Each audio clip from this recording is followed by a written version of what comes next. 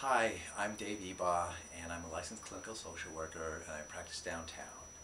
I thank you for visiting my website and hoping that you bear with me. This is first in a series of videos that I am doing explaining my practice, talking a little bit about my work, and hopefully giving you a feel for what it's like to sit with me and helping you to decide, hey, I think I might want to chat it up with that guy. You may have come here to this site through one of my Twitter feeds. Currently I have one out that suggests that you might be able to take some strokes off of your golf game, or you might want to focus better on your work game. And then I recommend that you come here. I've also sent out a post on offering whether or not you might be getting audited, or whether you're facing some kind of a big school presentation, or whether or not you are getting ready for a hot date. And again, I suggest, hey, chat it up with the pro. So, I'm the pro. I'm a licensed clinical social worker, and I specialize in the treatment of anxiety and related phobias. Anxiety is, well, if you've experienced it, you know what it is. It feels very debilitating.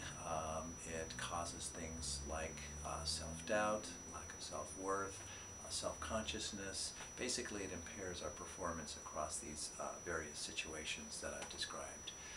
What I find is helpful with people is to teach them how to become aware of the anxiety as it's occurring, and then helping them to separate themselves from that anxiety so that they don't become caught up in it and become drawn into it and find themselves in a place where they simply can't respond.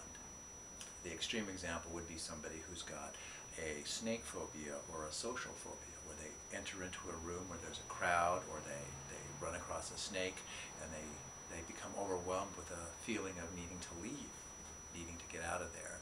Their body starts responding and they start experiencing shortness of breath, sweaty palms, heart palpitations, and again, they just need to leave the situation. Unfortunately, leaving the situation doesn't help a person get better at dealing with that situation. What helps, and what I find in my practice, is very easy, very simple reframing of the experience. Basically, when we're triggered, it's like Pavlov's dog. If you read up on Pavlov and the training of his dog, he trained a dog to salivate at the sound of a bell.